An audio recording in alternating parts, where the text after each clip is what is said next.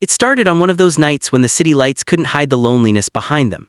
People rushed through the rain with umbrellas and warm coats, but Amara stood on the corner of 5th and Main, soaked to the bone, clutching a tattered backpack that held everything she owned. Her stomach growled, her hands trembled, and her shoes, once white, were now gray with mud. That's when a black luxury car stopped in front of her, the kind of car that didn't belong on streets like these. The tinted window rolled down slowly and a deep voice called out, "Hey, are you okay?" Amara blinked through the rain. The man inside had sharp eyes, expensive clothes, and a face she'd seen on billboards before. Ethan Cole, CEO of Coltech Industries, one of the richest men in the city. She hesitated, unsure if it was real. I'm fine," she lied, hugging her backpack closer. But Ethan didn't drive off. Instead, he stepped out of the car, his suit instantly darkened by the downpour. "You're not fine," he said softly. "You're freezing." She stared at him, confused. Why would a man like him care? He took off his coat and draped it over her shoulders. "Here," he said, handing her a thick envelope. "There's $1,000 inside. You don't have to say anything, just hold my hand for a while." Amara froze. "What?" He smiled sadly. "Just hold my hand, I'm not asking for anything else." Her instinct told her to run, but his eyes, filled with something heavy, broken, made her pause. Against all logic, she reached out and held his hand. His grip was firm but trembling. The rain poured harder, cars sped by, and for a moment it felt like the world had stopped. Two strangers, lost for different reasons, holding on to something neither could explain.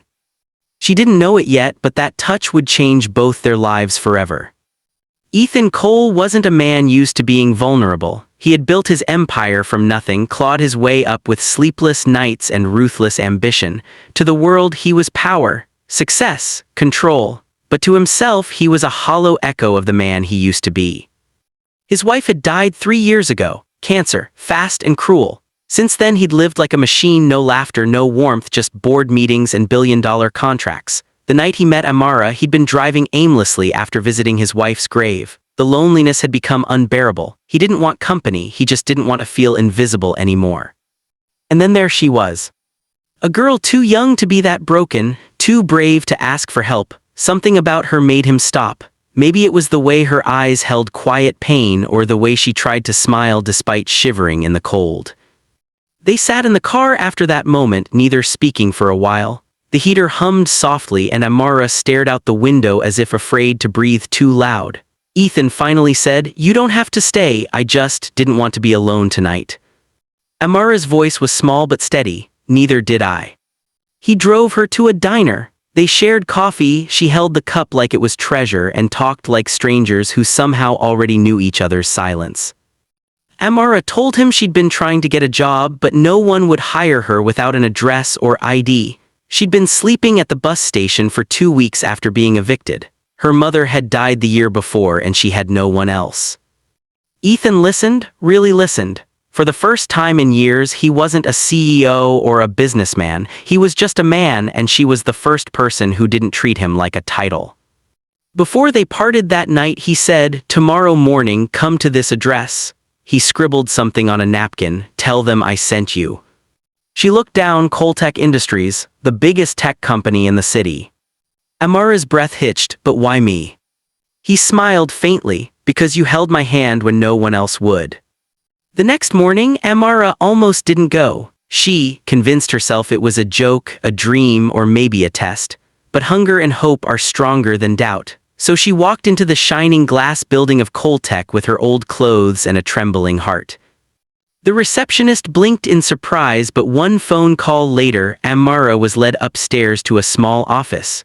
Ethan was waiting, smiling. "You came," he said, relief in his eyes. "I said I would."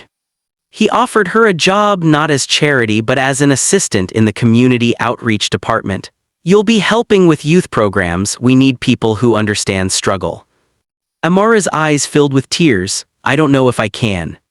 "You can," he said firmly. "I see it in you." And she did. Day after day, she learned, worked, and grew. She brought ideas to life, small programs for homeless youth, shelters, and women's job training. Her kindness lit up the office in ways even money couldn't. Ethan started smiling again. He found excuses to walk by her desk, to ask about her projects, to talk about things that weren't business. She, remind him to eat, to breathe, to live. She was his reminder that even broken people could heal others. But not everyone liked it. Rumors spread through the company. The CEO's charity case, he's fallen for her, she's manipulating him. Amara overheard one day. She almost quit, but Ethan stopped her. Let them talk, he said gently. They don't know what it's like to be saved by a stranger. Months passed. One evening after a long day, Ethan took her back to that same diner, the same table, the same warm coffee. He smiled and said softly, "You know, I never really gave you that $1,000. She laughed. "I didn't earn it." "Yes, you did," he replied. "You gave me something worth far more. You gave me back my heart." Her eyes glistened. "You gave me back my life." Then came the night everything changed again. Ethan collapsed in his office from exhaustion. Amara was the one who found him, who stayed by his side at the hospital, holding his hand just like that first night. When he woke, his first words were, "You stayed." She smiled through tears. "Of course I did."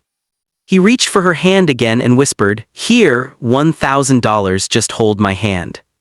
She laughed softly. "I don't need money." "I know," he said. "I just never want to lose this feeling again." He didn't, because that night he asked her to stay, not as an employee, not as charity, but as someone who made him believe in tomorrow again. They didn't fall in love because of money or sympathy. They fell in love because two lonely souls found warmth in the simplest thing, a hand to hold in the rain.